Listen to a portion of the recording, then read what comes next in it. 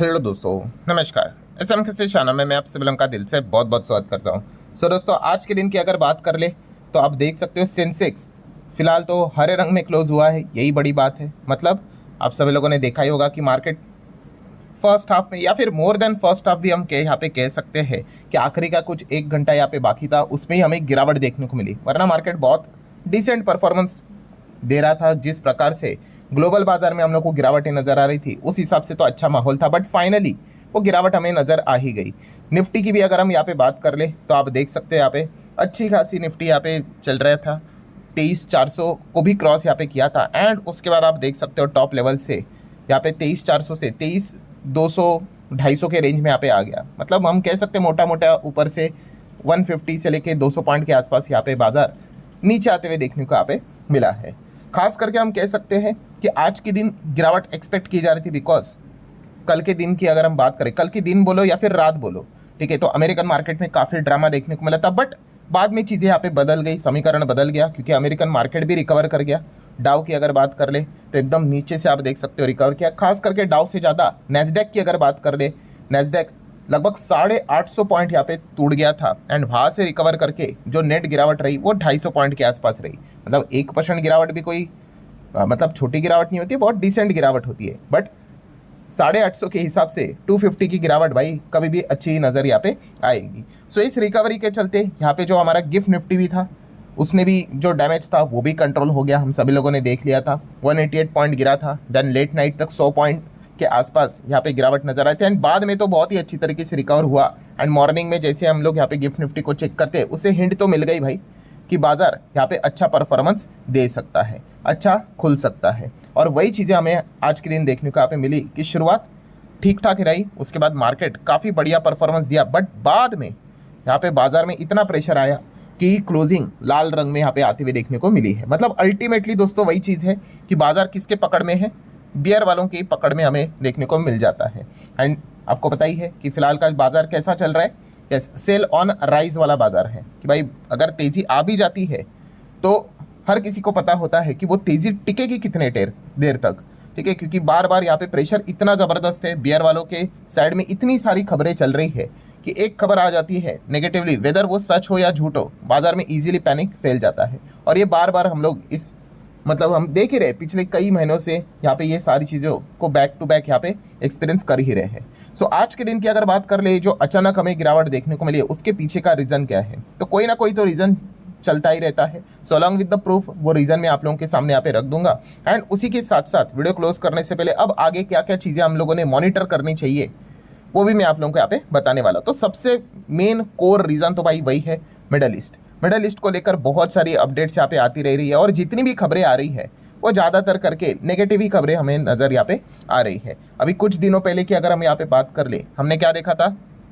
कि Israel and Iran के बीच में कॉन्फ्लिक्ट वापस स्टार्ट हो गया, एक दूसरे पर बड़े बड़े अटैक्स करने लग गए, अलग अलग एक दूसरे के ऊपर। तो मतलब वो आरोप तो करते रहेंगे कि इन्होंने पहले अटैक किया, वो कहेंगे नहीं इन्होंने पहले अटैक किया, बट पॉइंट तो ये था कि वापस सीज फायर का उल्लंघन होते हुए देखने को मिल रहा था एंड दोनों एक दूसरे के ऊपर अटैक कर रहे थे। एंड अमेरिका जो कह रहा था कि भाई दोनों ने यहाँ पे जल्द से जल्द चीज़ों को यहाँ पे कंट्रोल यहाँ पे करना चाहिए, वही अमेरिका एंड आज के दिन की अगर बात करें ईरान, इनके बीच में दोस्तों चीज़ें वापस खराब होने लग गई।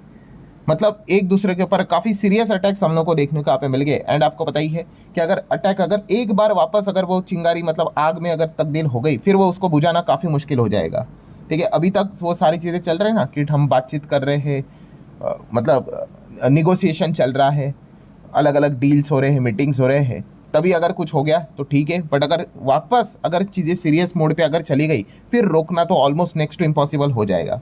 एंड जब भी इस प्रकार की खबरें आती है कि दोनों एक दूसरे के ऊपर सीरियस अटैक कर रहे हैं तो मार्केट थोड़ा सा सहम ही जाता है। ग्लोबल मार्केट की भी कंडीशन इसीलिए आज के दिन वापस खराब यहाँ पे हुई थी। सो आप यहाँ पे देख सकते हो, सबसे पहले तो अमेरिका ने मतलब ट्रंप ने ये क्लेम किया कि ईरान ने क्या कर दिया, हमारा जो हेलीकॉप्टर है उसको शॉट डाउन किया। अच्छी बात यह है कि जो क्रू मेंबर है वो यहाँ पे सेफ है, बट ईरान ने हमारा हेलीकॉप्टर को यहाँ पे उड़ाया है तो हम भी इस सवाल का यहाँ पे जवाब देंगे। और उन्होंने यहाँ पे जवाब दिया कैसे, ईरान के ऊपर यहाँ पे अटैक करके। सो वही चीज़ कि तुम करो फिर हम भी यहाँ पे करेंगे। अब इस चीज़ के चलते अगेन तेहरान की अगर बात कर ले तो ईरान ने यहाँ पे क्या कर दिया, अमेरिका के जो फोर्सेस है बहरीन की अगर बात कर ले, कुवैत की बात कर ले, जॉर्डन, उनको निशाना बनाना स्टार्ट किया है और बड़े अटैक वापस स्टार्ट यहाँ पे कर दिए हैं।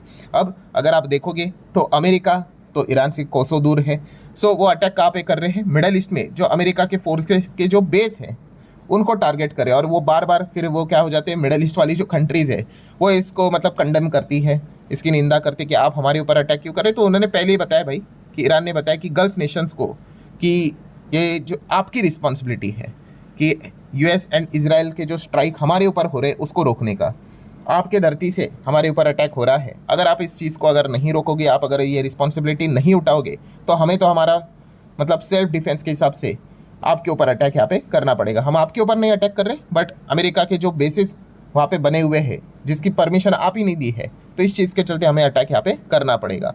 तो वापस वही पिक्चर दोबारा रिपीट होते हुए नज़र आ रही है। एंड जब भी जंग जैसी चीज़ें अगर वापस स्टार्ट होगी तो मार्केट इसको वेलकम थोड़ी ना करेगा।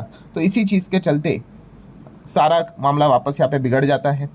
ऑयल की अगर बात कर ले, ऑयल जो बहुत अच्छा खासा लाल निशान में चल रहा था वो वापस आप देख सकते हो हरे निशान में आते हुए देखने को मिला है। ठीक है, काफ़ी लोगों को लगता होगा इतू सही तो यहाँ पे बड़ा है, पर ऐसी बात नहीं है दोस्तों। ऑयल काफ़ी अच्छा नीचे गया था एंड वहाँ से लाल रंग से वो कमबैक करते करते अब हरे रंग में यहाँ पे आया है। तो बेसिकली तो पॉइंट वही है दोस्तों कि अगेन जब भी मिडल ईस्ट डिस्टर्ब यहाँ पे हो जाता है तो मार्केट में वो डिस्टर्बेंस क्लियर नज़र आता है और उसी चीज़ के चलते हमारा पोर्टफोलियो के ऊपर भी अच्छा खासा डैमेज पड़ जाता है।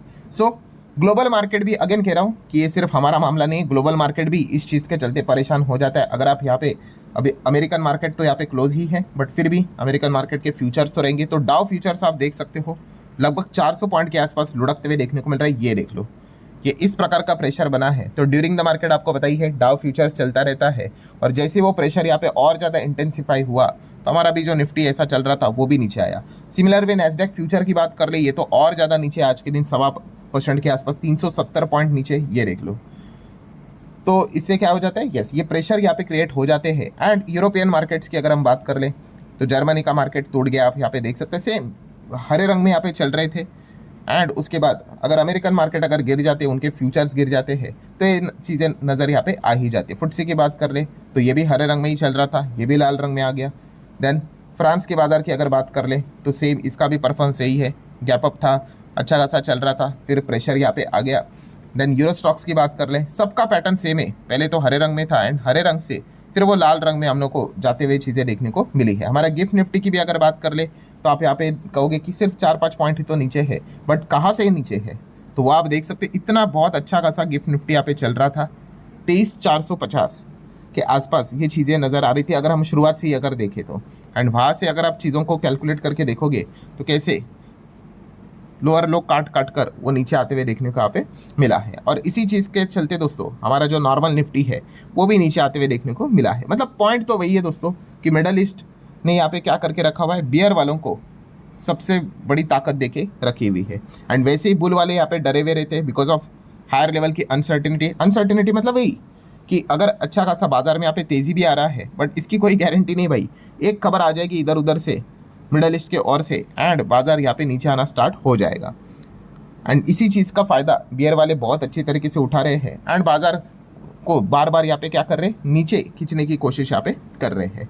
सो ठीक है दोस्तों, अब आगे क्या, व्हाट नेक्स्ट, सबसे इंपॉर्टेंट चीज़ तो नो डाउट जैसे अभी हमने देखा कि मिडल ईस्ट में जो चीज़ें चल रही है उसका तो अपडेट लेना पड़ेगा। होप तो यही करेंगे कि अटैक इतने ज़्यादा इंटेंसिफाई ना हो जाए कि मतलब वापस दोबारा युद्ध स्टार्ट हो जाए ऑफिशियली। ठीक है, अगर ये इस प्रकार के अटैक होंगे पर वापस अगर निगोशिएशन की अगर बढ़ते हैं तो ठीक रहेगा, यही एक अच्छी बात रहेगी, अच्छा संकेत रहेगा। इस चीज़ के चलते हम क्या करेंगे, ऑयल को यहाँ पे 24/7 मॉनिटर यहाँ पे करते रहेंगे। एंड उसी के साथ साथ अगर हम लोग यहाँ पे बात कर ले तो अमेरिकन मार्केट एक चीज़ को लेकर नर्वस भी है। कौन सा, यस अभी शाम को डेटा आने वाला है, आपको पता ही है कौन सा, यस अमेरिका का CPI का डेटा, महंगाई का डेटा। तो इस चीज़ के चलते ही ये कल से ड्रामे स्टार्ट हुए हैं। कल का वीडियो तो आप लोगों ने देखा ही होगा कि महंगाई का अनुमान 4.2 बताया गया है भाई, 4.2 मतलब हजम ही नहीं हो रहा है भाई। 4.2 अगर उस रेंज में आ गया एंड अगर 4.2 को क्रॉस कर दिया, ठीक है, मतलब क्या ही बोले, ठीक है, आंखें बंद कर लेने का फिर, ठीक है, इतना ज़्यादा हालत ख़राब हो जाएगा। वैसे तो मार्केट ऑलरेडी एडवांस लेवल पे अमेरिका की अगर बात कर ले तो काफ़ी ज़्यादा उस चीज़ को पकड़ कर ही चल रहा है कि डेटा ख़राब ही आएगा, इसीलिए तो इतनी ज़्यादा गिरावटें हो रही है। तो ये व्हाट नेक्स्ट में हमें इस चीज़ के ऊपर यहाँ पे ध्यान देना है क्योंकि उस चीज़ का इम्पैक्ट अगेन अमेरिकन मार्केट के ऊपर होगा तो भाई ग्लोबल मार्केट के ऊपर होगा, जिसमें हम भी आते हैं। तो लेट्स सी, अब ये जो अब डेटा निकल कर आएगा उसको हम लोग थोड़ा सा मॉनिटर यहाँ पे कर लेंगे, अगर हम उसको लाइव कवर करें या नहीं इसके ऊपर आप जरूर चाहो तो कमेंट सेक्शन में यस करके बोल सकते हो। ठीक है, हम चाहे तो थोड़ा बहुत ट्राई कर लेंगे उसको लाइव कवर करने से रिलेटेड, देख लेते हैं क्या चीज़ें निकल कर आती है। ऑलरेडी बहुत ज़्यादा डैमेज तो हो चुका है, और ज़्यादा डैमेज होने के लिए कितना कुछ चीज़ें बाकी है, बट फिर भी चलो अगर आप देखना ही चाहते हो तो यस करके बोल देना, हम उसको लाइव रिकॉर्ड करके चीज़ों को एक बार देखने की कोशिश कर लेंगे। सो ठीक है दोस्तों, आशा करता हूँ वीडियो हेल्पफुल लगा होगा। रीज़न तो वही है भाई कि अमेरिका और ईरान के बीच में मिडल ईस्ट में तनाव वापस बढ़ गया, एंड इसी पॉइंट का बहाना पकड़कर ग्लोबल लेवल पे बाजार को यहाँ पे नीचे खींचा गया, जिसमें हमारा निफ्टी भी नीचे आते हुए देखने को मिला था। सो ठीक है दोस्तों, आशा करता हूँ वीडियो हेल्पफुल लगा होगा। चाहो तो like as well as share यहाँ पे कर सकते हो। मिलते हैं अगले वीडियो में, तब तक के लिए बाय बाय।